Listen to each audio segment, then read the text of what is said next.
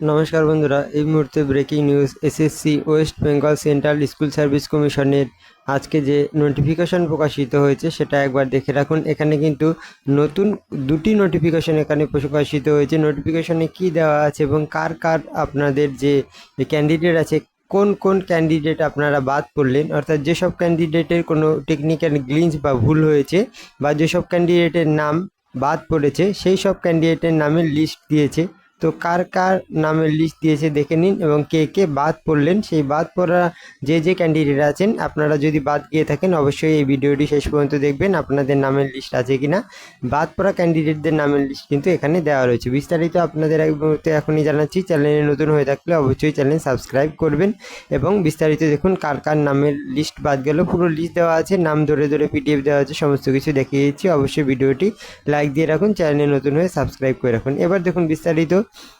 This is notified for the information of all concerned that the application of the following candidate, নাম দেওয়া আছে এবং PDF দেওয়া আছে, একটু পরে দেখাচ্ছি, তাদের আর ওয়ার রিজেক্টেড, তাদের কিন্তু নামের যে ক্যান্ডিডেচার, অর্থাৎ তারা যে এসএলএসটির ফর্ম ফিল আপ করেছিল তাদের ক্যান্ডিডেচার এসএলএসটির ফর্ম ফিল আপ বাদ পড়ে গেছে, অর্থাৎ তাদেরকে রিজেক্ট করা হয়েছে।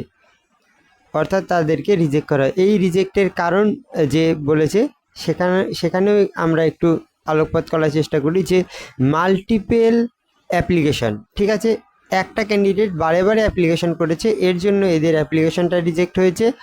ফর সেম ক্লাস লেভেল, একই ক্লাসে, partly due to some technical glitch, এমনও হতে পারে যে টেকনিক্যাল গ্লিঞ্চের জন্য এদের অ্যাপ্লিকেশন রিজেক্ট হয়েছে। The candidate are requested to report the under mention venue, নিচের ভেন্যুতে আসার জন্য 4/8/2025 সকাল 11টাতে। 4/8/2025 অর্থাৎ আগামী 4 তারিখ, আজকে 1 তারিখ, আর 3 দিন পরেই আপনি সকাল 11টার মধ্যে যদি আপনি অ্যাপ্লাই আপনার ঠিক করতে চান, রিজেক্টেড হওয়া থেকে বাঁচতে চান, বাদ এসএলএসটি এর বাদ হওয়া থেকে বাদ দিতে না চান, অর্থাৎ এসএলএসটিতে আপনি অ্যাপিয়ারিং হতে চান, ঠিক আছে, অ্যাপিয়ারিং হতে চান, তাহলে অবশ্যই কিন্তু এই যে ভেন্যু আছে এই ভেন্যুতে আপনাকে সকাল 11টার মধ্যে যেতে হবে। তো দেখে নিন কার কার নাম আছে। With all relevant application along with original identity card, যে আইডেন্টি প্রুফ আছে সেটা নিয়ে যেতে হবে, ঠিক আছে। West Bengal school service central school service commission আত্মীয় স্বজনে যেখানে অফিস আছে সেখানে যেতে হবে। It may be noted that no other candidate need to report at our office for correction, ঠিক আছে, শুধুমাত্র এই সব ক্যান্ডিডেটদের অফিসে যেতে হবে। দেখুন এবারে কে কে অফিসে যাবেন। আমি এক এক করে নামগুলো করে দিচ্ছি, ক্যান্ডিডেট আইডি পরে দেখা যাবে।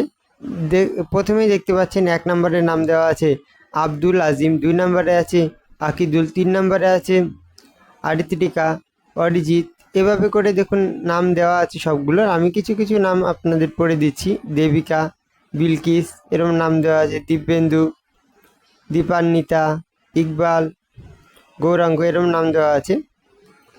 পরের পৃষ্ঠায় দেখি 13 নম্বর, এখানে একটু জুম করলে আপনারা ভালো বুঝতে পারবেন। এখানে দেখুন কে এম,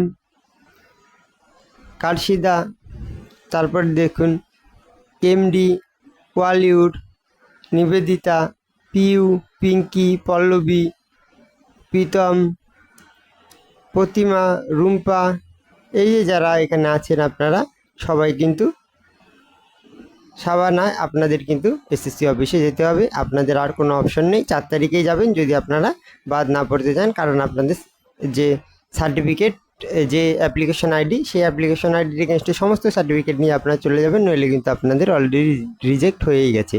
সীমা, শুভেন্দু, সুস্মিতা, দেখতে পাচ্ছেন যে নামগুলো আমি দেখাচ্ছি, কিছু পড়ে দিচ্ছি। ললিত, চন্দন, ঠিক আছে, বলরাম, লাস্ট যে কটা নাম আছে বিক্রম, আশিস, বর্ষা, বিজয় মণ্ডল, এই কয়জন অবশ্যই এসএসসি অফিসে চলে যান, কারণ আপনাদের যে ক্যান্ডিডেচার, আপনাদের এসএলএসটি এর ক্যান্ডিডেচার রিজেক্ট হয়ে গেছে, ঠিক আছে। এছাড়া আর কাউকে যেতে বলেনি, বুঝতে পারছেন।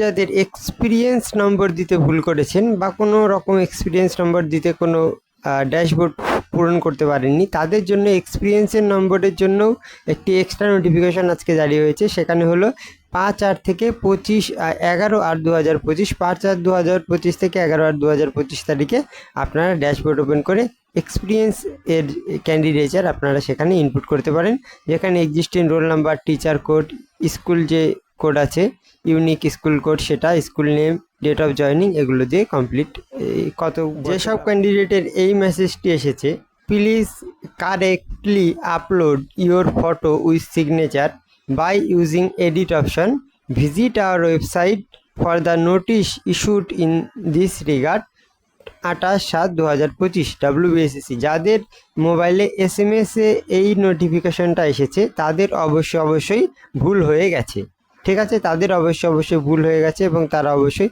SSC অফিসে যেতে হবে না তাদের, জাস্ট আপনারা ওয়েবসাইট থেকে আপনাদের কারেকশন ফর্ম এডিট অপশানে ক্লিক করে কারেকশন করে নেবেন, ঠিক আছে, এডিট অপশানে ক্লিক করে কারেকশন করে নেবেন, আপনাদের কমিশনে যাওয়ার কোনো দরকার নেই। কিন্তু যাদের এই মেসেজটি এসেছে তারা যদি এডিট না করেন তারা কিন্তু বাদ চলে যাবেন। এবার আমরা এক নজরে দেখিনি এডিট যে করব সেই এডিট করতে যে মেসেজটা এলো সেই মেসেজটার মধ্যে আমরা কি নতুন তথ্য দেব, যেটার মধ্যে নতুনভাবে আপলোড করলে আপনাদের ভুল হবে না আর, কারণ এডিট তো বারে দেবে না, একবারে দিয়েছে। যাদের এরকম মেসেজ আসবে তাদের অবশ্যই সিগনেচার নতুন করে আপডেট, অর্থাৎ ফটো উইথ সিগনেচার যেটা, সেটা how to prepare your photo, recent clear passport size photo লাগবে, হোয়াইট ব্যাকগ্রাউন্ড লাগবে বা লাইট কালার ব্যাকগ্রাউন্ড হলেও চলবে, 70 থেকে 80% ফটো ফেস কভার করবে, লুক ডাইরেক্টলি উইথ দ্য ক্যামেরার মধ্যে ডাইরেক্ট তাকাতে হবে, সানগ্লাস, হ্যাট এরকম কিছু থাকলে সে তার ওই যে ক্যান্ডিডেচার বাতিল হবে এবং তাদের নতুন আবার আপলোড করতে হবে picture. Put your full signature at the bottom of the photo, ফটোর নিচে ফুল সিগনেচার দিতে হবে।